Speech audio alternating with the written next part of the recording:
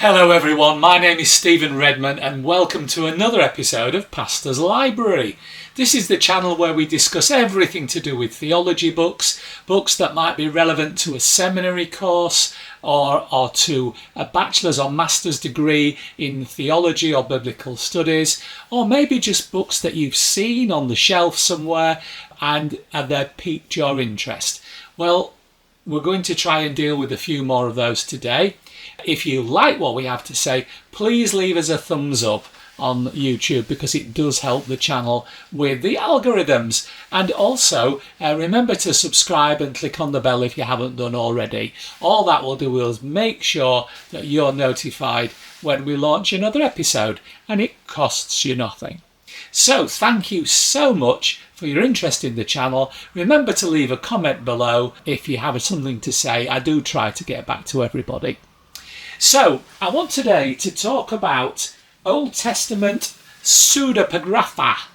The Greek actually means false, it's not true. And it's the name given to books or manuscripts that are said to be pseudepigraphical. They are written by someone who has kept their name secret, but they've used a name that we might recognise. So, for example, some people say that 2 Peter is pseudepigraphical in that they say it wasn't written by Peter himself, but written by someone claiming the authority of his name. Now, the pseudepigrapha are a range of documents that we have historically. Some of them are more complete than others, and famously James Charlesworth in 1983 published 2 volumes of them, and it became very much the standard for books of this type. And you might say, well, why do we want to read books, particularly books that may indeed be entirely false, books that are not accepted as part of anybody's canon of scripture, but in general books that are written towards the end of the Old Testament period. They may have some relevance to us, particularly if you're a student, if you're reading and you want to know a little bit more about what other people were writing. And of course, in the first episode of Charlesworth's, you've got a really definitive translation of the books of Enoch, which that was one of the big things of its time. And then it's 995 pages for the first volume. It's 1006 pages for the second volume. These books have become a standard. And whereas you might say, well, surely they're not quotable because they're 1983, which both volumes came out together. Well, what we're saying with these is that they do represent a definitive version of translation for most of the books that we call by this fond name of false things. So I would suggest to you it is something that you can get away with quoting. But in 2013, and this is really what I want to talk to you about, Richard Borkham and James de Villa and someone else called Alexander Panayotov wrote this 808-page volume for Erdmann's, and this book became an addendum to Charlesworth. It became those documents that we didn't have them fully extant, maybe they were only a page or sometimes a few verses, and it became the best translation of those into English and the standard place to look up what we know about the history and what relevance they might have to anybody. What I would suggest to you is that this kept coming out in 2013 was dedicated to Johann Albert Fabricius on the 300th anniversary of the publication of his Codex Pseudepigraphus Veteris Testamente. That was a challenge. So that came out in 1713. And it was also dedicated to Robert Henry Charles on the 100th anniversary of the publication of his The Apocrypha and Pseudepigrapha of the Old Testament in English. which came out in 1913. So I would suggest to you that Richard Bauckham had gone flat out to complete this, to bring it out on an anniversary as important as this. What would you find in this volume? Well, you would find the life of Adam and Eve, the Book of the Covenant, the Apocryphon of Seth, the Book of Noah, the Apocryphon of Eber, the dispute over Abraham, the Enquiry of Abraham, the story of Melchizedek, the Syriac history of Joseph, Aramaic Levi, the Testament of Job, and I could go on, but I think it might just be a little bit of a boring list. But it has a very, very wide range of texts, which each chapter is dealt with broadly by different people who are experts in the document. And Bauckham has done some of them himself, as has Davila, but that group of men that I first mentioned to you are the editors of the book, and they have sought out each of these documents and have written about them, giving us the best standard of translation. So, just to say that when the Old Testament Pseudepigrapha came out by Charlesworth, it was heralded as a classic, notably in the Times, the New York Times, and in the leading biblical journals. And I think Bauckham particularly wants us to understand that he's building on the shoulders of giants. And he had done a lot of study himself, and he began to feel that, hang on a minute here, why isn't 5 Maccabees listed? And he came up also with another couple of titles, and ultimately he decided that these things needed to be included, and he wanted to do the work on this. And I think that this is clearly a really scholarly work which is accessible. Well, I would say it doesn't feel like a technical book. It's an academic book without question. But Richard Bauckham is always accessible. He's someone, if you ever hear him speak, is incredible to listen to, and he has been very successful with a number of projects over the years which really are helpful to those of us that may not be entirely academically switched on.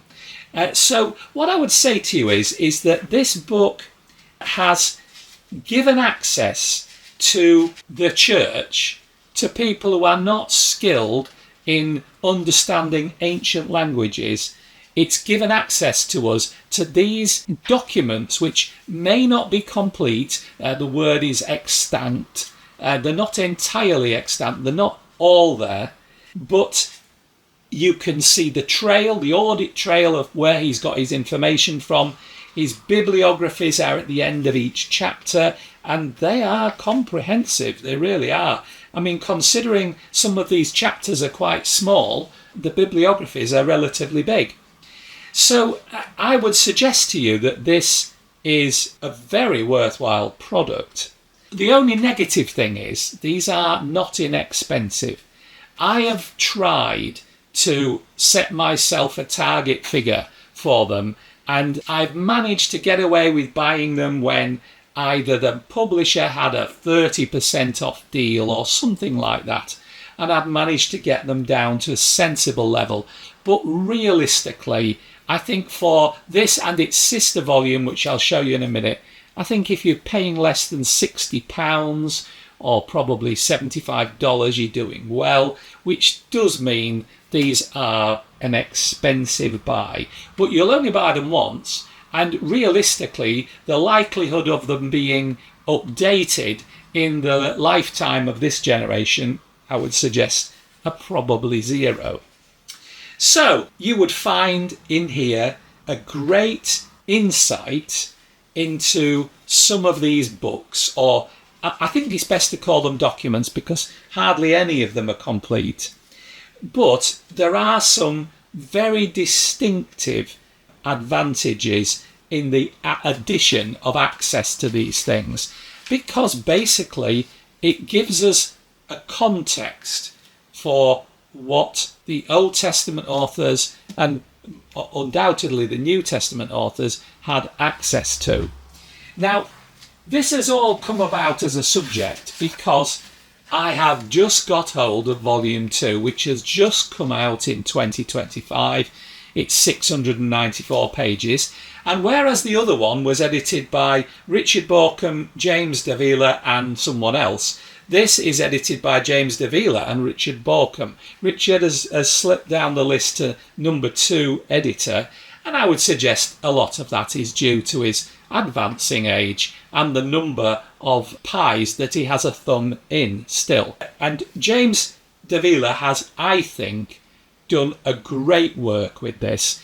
And whereas you can still see the fingerprints of Richard Bauckham on it, I think it's particularly good that having one of these in my library, to me, makes me feel more connected to these ancient Jewish and sometimes non-Jewish documents that may or may not have some relevance to our studies, although nobody at all is suggesting that these were missed out of the canon of Scripture. Nobody's suggesting that. Many of these, it's painfully obvious why they're not in the canon of Scripture. But you will find, I mean, this latest volume, it's got high praise on the back from the American Library Association, the Association of Jewish Libraries, the Journal of the Evangelical Theological Society, that's a big one, Dead Sea Discoveries and the Jewish Bible Quarterly. So this is a true piece of academic work that is absolutely superb. So what's particularly relevant about this? Well, for the first time we have in here the Book of the Giants. The Book of the Giants. And there's an Iranian version and an Old Turkic version. There's the Prophecy of the Witch Sibyl, or The Earth Was My Origin. And there are lots of other smaller books which have something to offer, like fragments of the Assumption of Moses and the Testament of Moses, which that is actually handled by Richard Bauckham himself. Jannes and Jambres, those are Bible names that you'll think, oh, now what's that about? It's interesting to read. And some of these you'll just dip into and you'll read them and you'll go away and you think, maybe I don't need to ever read that again. Other times you'll think, yeah, I can imagine me using that from time to time. And particularly if you are still a student and you are working through a dissertation or working towards a PhD, then I would suggest to you this sort of book can be incredibly helpful at getting you access to the quotations that you would otherwise struggle to access. In here there was something called the 15 Signs Before Judgment, which I found that one interesting to read. There are lots of instances in here of multiple translations on the page because there are particularly, say, 3 original documents that are still extant. And they are next to each other so you can compare them. And I think that's particularly helpful. So this book, I think I managed to get it for £58, which I was quite astonished that I'd paid so little when there were obviously people paying more. And do remember I'm British, which means I pay a little bit more than you would in America anyway, because getting hold of these books is also a challenge. But I mentioned the 15 Signs Before Judgment Day, and that has 3 Latin versions that are available, and they are dealt with columnarly across the page. That's an example of one that was helpful to me. Right, so look, these books are not canonical. They are not necessarily written by the person they say they are. In fact, they're almost certainly not. They are books which may have much more to do with Jewish mysticism or weird ideas by people out of paganism into Judaism, they might well actually be cooked up by people who are not the sort of people that we as Christians should be hanging round with, so to speak. But a lot of them do have helpful insights that we can roll back into Scripture, not because they are in any way divinely inspired, but because they are relevant to the context of their day. And because these are pitched largely around the end of the Old Testament era, then they are relevant because the New Testament authors may well have had access to them. For example, we know that 2 Peter and Jude clearly refer to Enoch, and it's therefore obvious that the authors had read Enoch. Now, whatever your views on the value of Enoch, and I'm not going to say, I couldn't live without a copy of the Book of Enoch, because I could. But the Book of Enoch is definitely one of those books which has a knock-on effect into our Bibles. And all of these in here, I would suggest to you, may have that simple knock-on effect, which might be very subtle, but seriously, it's good. So I would suggest to you this latest version, Volume 2, is absolutely excellent. I think it will deserve an award. I would be surprised if somewhere along the line, by the end of this coming year, that it hasn't received a major book award, because it really does offer something that has not been available previously. So that's it for now. I think what I would say is look out in about 10 years to see if James Davila has a volume 3. That's possible, because I think you might say, well, how can there be any more, because these are not being written now? No, they aren't being written now, but sometimes documents come to light, and sometimes something which we had hardly anything of on a page, which didn't seem worth mentioning, is augmented by another page, and then it becomes worth quoting and translating.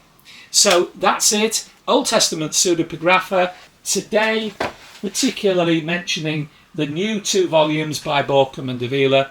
And please remember to comment below if you've anything to say. If you haven't, at least please make sure you've subscribed and clicked on the bell. If you've liked what I've had to say, remember a thumbs up. So until next time, folks, all I've got to say is bye!